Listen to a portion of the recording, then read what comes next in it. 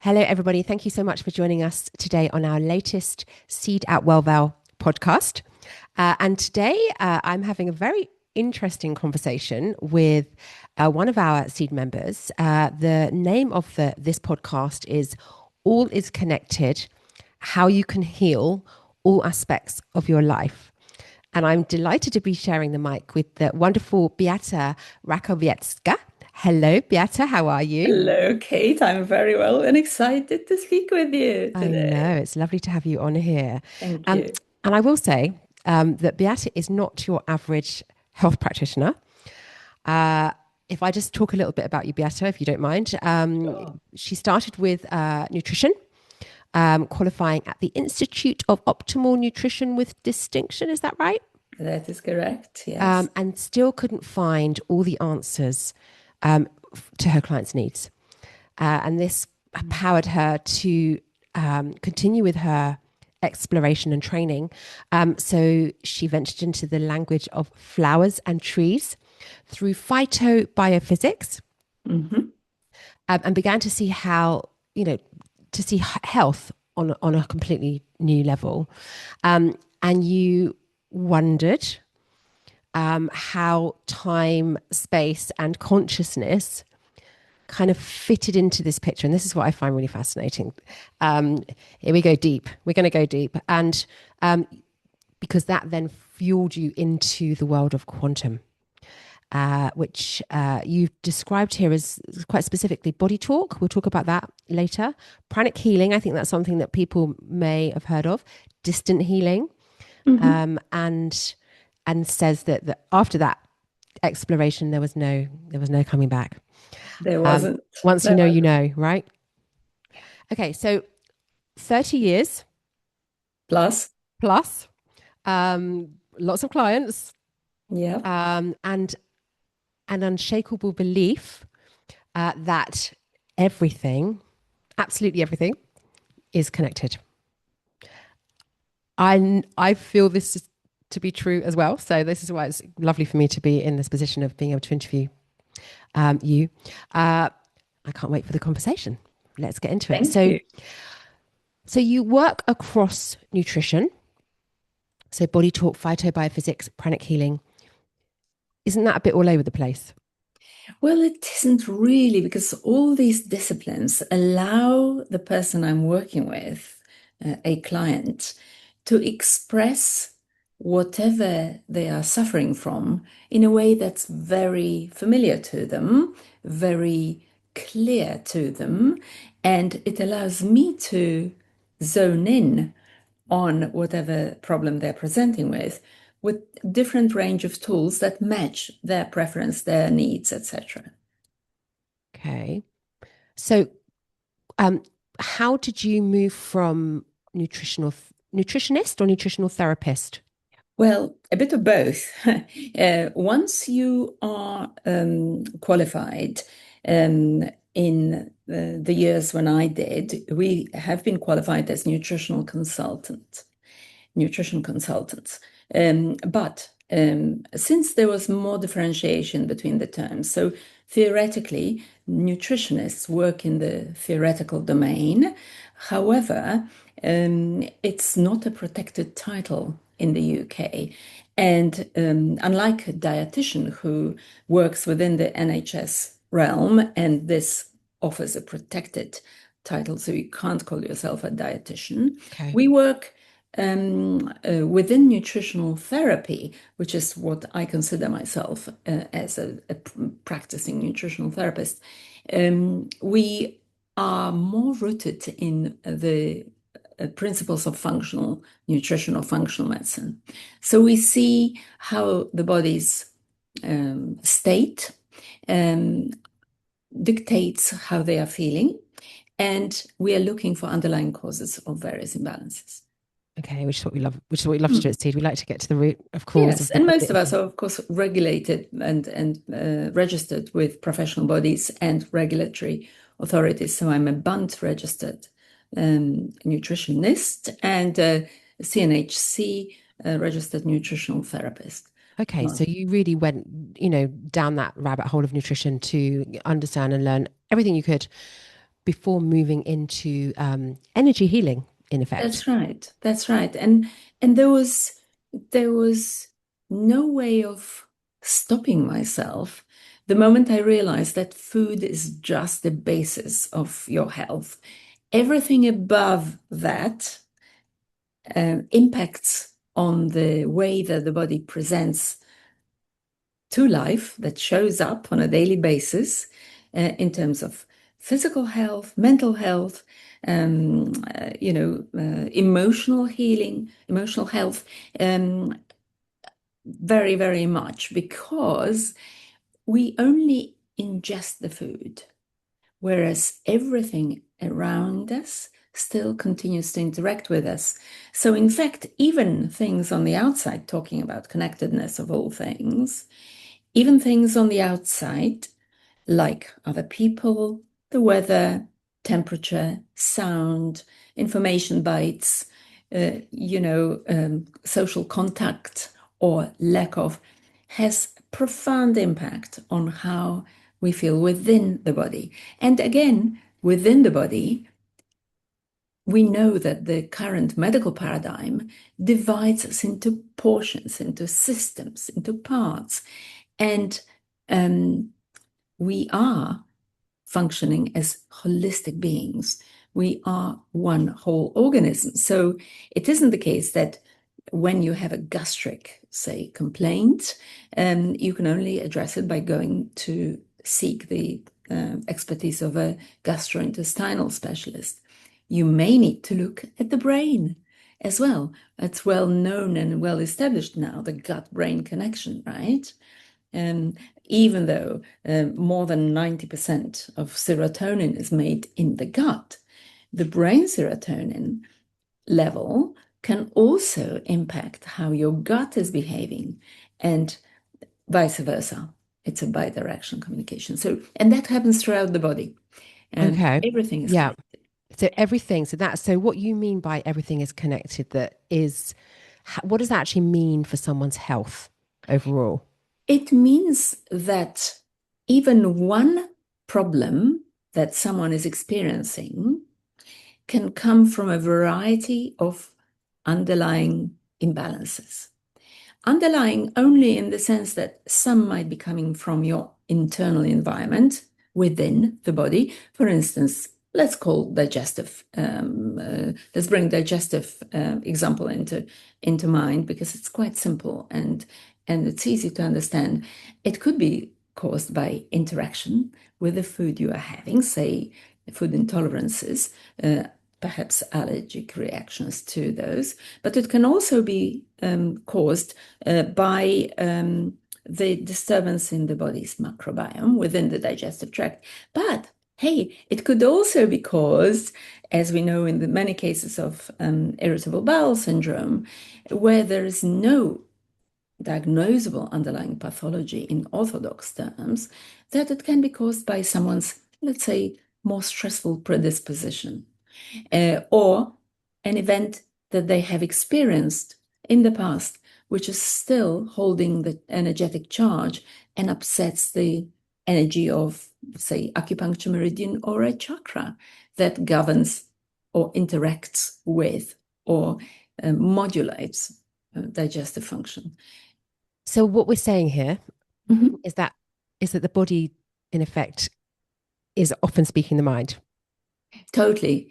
And sometimes even the mind speaks the body. If you think about statements like, I couldn't stomach that, or something rubbed me inside the wrong way. We are literally expressing the bidirectional communication between how the consciousness, the mind, although not all consciousness is in the mind, can impact physiological or physical expression of whatever we are dealing with. And I think from the conversations I'm having with GPs as well, there is a growing acceptance of this intrinsic link. And we talk about it in our world a lot, the holistic view. And it's always astonishing, really, to me, that this isn't a widely held view that we are Mm. all connected, because the knee bone's connected to the thigh bone. So we've grown up with that rhythm, that nursery rhyme. I don't know what you'd call it, nursery rhyme. And but that applies to everything. It does. It applies to visible, physically palpable things like, um, say, physical bumps and traumas that one might have had. And it applies to less visible or more subtle events or circumstances on the outside of our physical body, which can be affecting us as well. Can We you give know. us a real example? So, for instance, um, a young boy brought by his mum, about 8 years old, 8 or 9 years old, who was rowing at school, but was dropped from the representative team because he was feeling a little bit unwell. And despite the fact that mum was cooking from scratch and was feeding the family with lovely homemade foods, he has been uncomfortable and therefore had to miss out on sports. Sometimes was sat on the bench and couldn't therefore train as efficiently. So the coaches thought, okay, we go for more reliable, even though less competent rowers. Well, it turned out that there was an issue that he was not stomaching. And when I discussed it with his conscious self, and then when I took the clues from the body upon examination, energetic exploration of where he's been, what he's come from, what he's come with, and where he's been, it turned out that he just wasn't handling certain things in the team life and school life, and therefore his physical health suffered. There was a clear reflection of that energetic distress or emotional distress in his gut. So when we have addressed that, and he started going back to his former self and rejoined the representative team, he felt so much different. So he couldn't stomach what was happening. Mm, we use those words. We use those words, and in English, they beautifully describe what is happening. You can also hear that someone who may have recurrent urinary infections may be very often annoyed by others, or as the language would have it, be pissed off by certain circumstances and or people. And it is often the case that Interesting. that's what we are looking for, the clues in the language that someone is using, or in the connection between the language and the physical Yeah. expression. What the body is Because presenting. the body is Yeah. very wise, and it always knows. It's just that in most cases, I guess we are not trained to look for these clues and to listen to them and explore them, which And would save I us see a lot. this a lot because I'm a yoga teacher, and this is kind of part of my world is teaching people to cultivate that mind Mm. body link and learn how to listen. But you're right, it's quite cultural. It's just not something that we do. And I think once you start to learn how to do that and listen to what your body's trying to tell you, and I love teaching men as well because men are very often involved in sport, and obviously they're pushing through a lot. And they're completely ignoring their bodies often. And often also men don't want to go to a doctor. And I'm generalizing here, I realize that. But, Sure. oftentimes, Mm. and the men will be the first to say, I don't want to go to a GP, I don't need to, or I don't want to get something looked at because they're choosing to ignore. And so I think this message is really important for people to understand, this link and There are to, many, yes, I totally agree with you. And yoga is all about connection and all being one, right? But it applies to every single part of our lives. Because we know, for instance, through the COVID times when social contact has become somewhat difficult for individuals and for children at schools, how much their social development has suffered and their emotional health since. Um, but, you know, I think that is changing. And the beautiful, positive thing is that more and more younger doctors are embracing the concept. And actually, more doctors are training in functional medicine, which is looking for underlying causes. I'd say I go probably even deeper than your traditional functional medicine or functional nutrition um, Training. setup.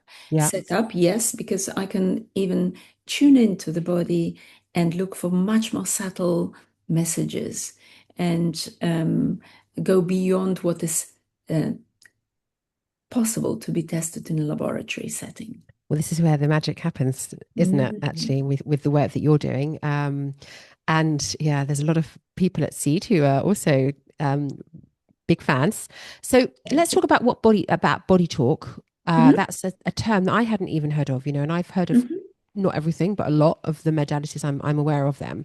I'd never heard of body talk, and I find that fascinating because there are all these things out there that we still don't really know much about. This being one. So, what is body talk, and why and how does it work? So BodyTalk and its sort of next updated, scientifically updated form of it called Body Intuitive, which I both call quantum modalities, are those disciplines where we are looking at where communication within the body or with the body and the outside environment has been somewhat disrupted. And therefore, it manifests in that those disruptions or that disruption, depending on who presents with what, expresses through various symptoms or signs. So we are looking at typically, as the name would suggest, the language of the body. And the body, as we know, keeps the score. And we know that issues go to the tissues and feelings buried alive never die, using the titles of the recently most famous books. And we know that Candace Perth principles of molecules of emotions has Ooh. also been there, where we know that all these things are part of the large spectrum of frequencies. Everything has its own frequency and, as such, interacts with our own energetic field. And we are energetic beings and we are electrical beings because even if you look at neurology, the signals between the cells jump via the synapses, but they only can do that when there is enough electrical potential on the cell membrane. So the communication within the body follows the electrical wires and it follows the blood or goes through the bloodstream, especially the hormonal communication. But all of that is registered by everything else in the body, and the different messages can be obscured or not carried out or somewhat distorted. And by listening to the body and tuning into the subtle messages, we restore the balance within it, using both Western and Eastern modalities, because both disciplines, both body talk and body intuitive, are rooted in all Western healing modalities, healthcare systems, excuse me, as well as in the Eastern healing modalities. So, So uh, let's just rewind on this because this is what I mm, find fascinating. And actually, it was when I think I heard a podcast a few years ago, and it really made sense to me how frequency and the energy field that we all have is kind of perceived as woo woo, but actually it's physics it is physics. It's and pure it's physics. science. It is science. We do have certain types of photography which can even register that. We know Kirlian photography and various electromagnetic devices can map the toroidal field going through the body and or register the auras and picture those on actual footage. And from there, draw several conclusions and map out the issue areas or problem areas that need addressing. So it's fascinating And stuff. also, am I right in saying that is it an MRI or is it MRI that is also based on MRI. is Yes, based on it's magnetic resonance imaging used in orthodox setting, but we do use physics for diagnoses and communicating with the body through neurofeedback, which is what I do, um, uh, is part of that. and this is what Part I of love. that. You're talking about this is where your work is very different to both people's work. You're working in the field of energy and frequency, which probably are the same in the end, the same thing. Yes, I mean, I also work in I do work in those areas, but I also work in an evidence-based fashion. For instance, when I interact with private GPs or consultants, and the level of proof that needs to be provided for an assessment or um, um, an idea of what I have picked up needs to be delivered in a different way. But I do love the energetic side of things because not all the tests have been created so far that could be done in a laboratory setting to measure and tune in to everything that can be done using energetic devices and or your own intuition. Yeah, exactly. Okay, so let's talk also about the role, because bearing in mind that nutritional therapy is where you started. Mhm. What role does food play in all of this? Well, food is basically an information package that you are ingesting. It also holds its own frequency. I mean, we know from the basic sort of grasp of food science that it consists of carbohydrates, proteins, and fats, and some micronutrients, minerals, vitamins, etc., phytonutrients, etc. But all of these are signals. All of these are information packages, like little files that we ingest. And once we have consumed them, they interact with our internal environment. And it's this interface which is quite fascinating, how you receive a given package of information. Some people may be very happy with ingesting, say, whole wheat products, to give a very, very common example, and others might find it too abrasive and may be triggered by the gluten content, for instance, or a lectin, wheat germ agglutinin, which might be irritating their insight. And when it comes to that space between the host and the environment, external environment, the food which has come into your internal environment, it's that interaction space that is so fascinating. Interesting. Okay. And Mm. so can I just ask, when you with your clients, Mhm. what are you seeing mainly in clinic? Do people come to you with a gut issue mainly because they're coming to you And as a nutritional therapist, or what is the main reason people would come? What do you see? What's the most common condition? condition. I would say that some come with diagnosed gut issues for support and help with managing the food intake and feeding. Others come with a plethora of conditions or symptoms which have not been fully diagnosed. And just it might be worth mentioning that when we are talking about diagnosable conditions, they're only labels. Very often, the same label is applied to many different people who come with different underlying imbalances. I mean, going back to the proverbial irritable bowel, that diagnosis means no diagnosis. Yeah. And it could be coming from a nervous system that could be underpinned by imbalance in the microbiota or microbiome, the bacterial population or pathogens in the system. Or it could be coming from a trauma that someone has gone through many years, or even from a communal or societal or racial trauma that someone is experiencing because they are identifying with that group. So I'd say people come with a variety of issues, mostly with children and teenagers who haven't been fully diagnosed in any medical sense of the word.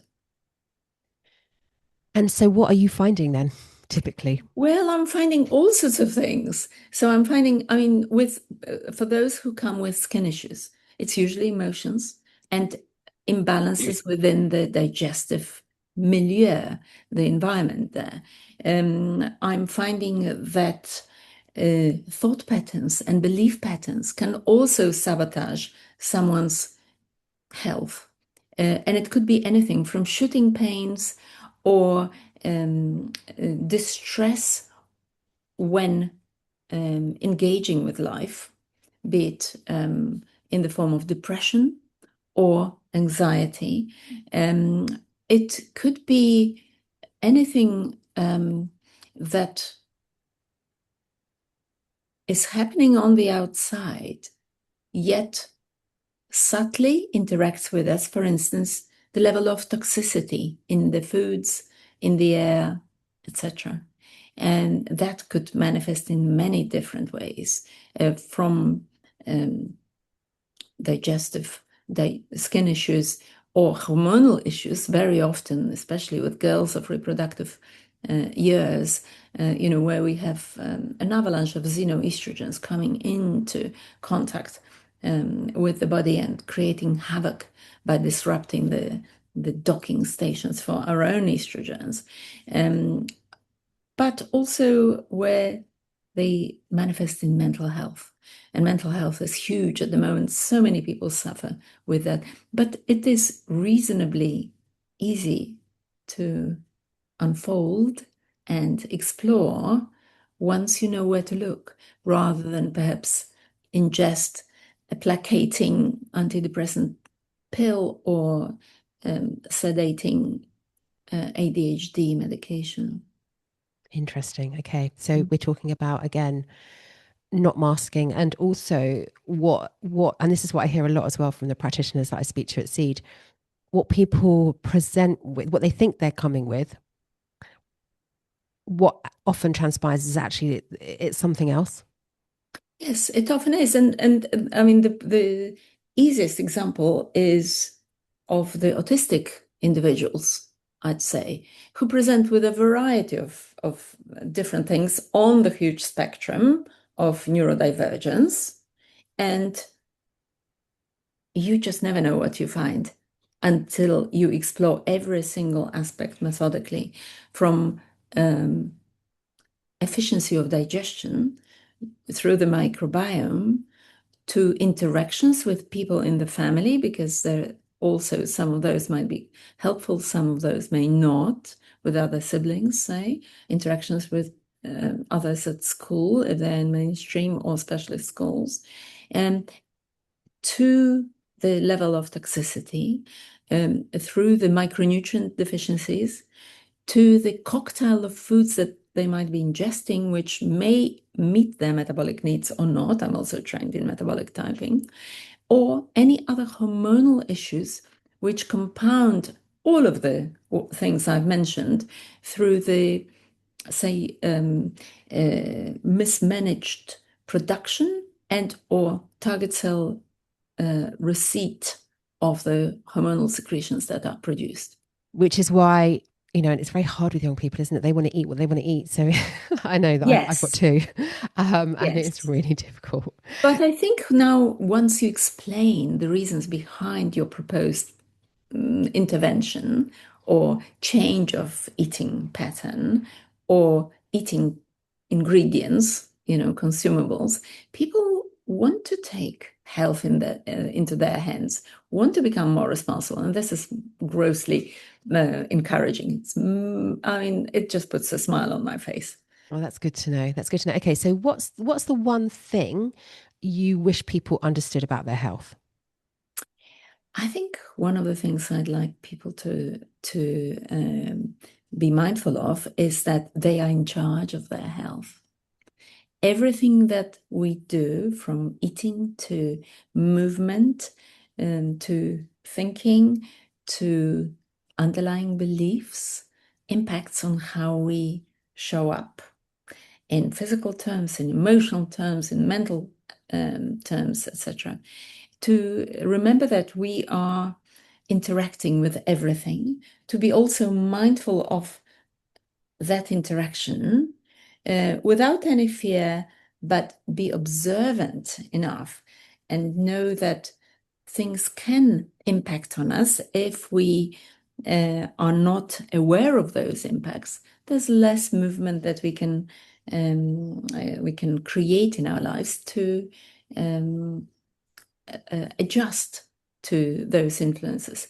And I think the fact that wherever focus goes, mental focus, energetic focus, where we spend our time, who we spend our time with, what do we think about, energy follows. So if we, for instance, bury ourselves in social media messages which are very depressing or irritating, we would end up feeling some of those emotions, or the energy of the broadcast filters into our cells, and therefore can aggravate an issue which that frequency may have landed on before. So it's very important to look after your personal hygiene. We know about the personal hygiene, but also mental hygiene. For me, this is one of the most important things out And I there. think this is so important that Mm, I think this is what should be taught in schools as well. And I think we all, again, we've had I this conversation agree. often at Seed. Why is this stuff not part of the curriculum? And, helping young people understand their minds, understand they're not their thoughts, understand the impact of their emotions on their physical well-being, Yes. and that intrinsic link. Yes, and knowing that our identity is not defined by, let's call it a diagnosis or any other label that may be stuck on us in the process of our lives. So if someone is at school labeled disruptive, it could be just an outcome of a difficult time they might have had, or their family might have had at the time for whatever reason, and get um, not get used to that label, Yeah, because everything that we create, and we do create health every single moment by all these things that I mentioned, um, that everything that we create, we can miscreate, and or break down. So anything really that happens to the body can be broken down, giving the right toolkit and awareness. amazing. Well, Beata, it's been wonderful to speak to you. I know that we're going to do more podcasts because there's a million things that we need to talk about. But I love this one. How everything is connected, and it's all is connected within us, and it's how we deal with how we become aware of that Yes. and how we manage that, and that is the key. And we do have health in our own hands if we choose to, yeah, acknowledge that, I suppose, and feel empowered enough. And to- this is what's so fantastic about the seed wellness, that, practitioners from different disciplines come together. And thanks to you for forming the collective, over 8 years ago now, that all of us have got the same objective in mind. It's helping those who are in distress of sorts with various tools. And this is how beautifully we combine ourselves into this safety net Absolutely. for And I will say that, women. Seed is growing. The practitioners at Seed is continuing to grow. We are now spreading across the country. It's definitely resonating out there. And I think also because people are looking for new ways to find support, both alongside and outside of the conventional system. So we are seeing a real growth in terms of teams that are spreading, that are coming together to offer an integrated approach. And this is what I've realized as well that Seed is all about. It's about those teams that can grow outwards and be there for people so that we're not treating things in isolated parts, as you said earlier. We are treating the whole person. We're looking Yes. at the whole picture, and we are treating it accordingly. Yes. And with a team, you have more chance of being able to do that. Yes, and it's wonderful that the people are ready, that people are ready to take responsibility for their health. Because we know with the NHS in crisis, the more of us do that, the less work and less burden will be on the system that has been struggling historically, right? Yeah, And they're exactly. doing their best, but we all need to take accountability for how we want to feel, and this is the beauty of the change that we're seeing now. Absolutely. We're all waking up, I think, in a Yes. new way. Well, thank you so much again, Beata, for your time. Thank you to everybody who is watching. And if you would like to find more information about Beata, you can find her on the WellVal website, www.wellval.com/practitioners /Beata Rachowiecka. And I will put this link in the accompanying notes as well. And WellVal also has an app now that is downloadable from the App Store. So that if you're looking for practitioners near you, then you just plug your information into the app and it will be able to surface appropriate practitioners that match what you need. So thank you again, Beata, for your time. Thank you, Kate. And we will definitely do another podcast soon. We will. I Indeed. look forward to it. Have a Thank you. wonderful day. Goodbye.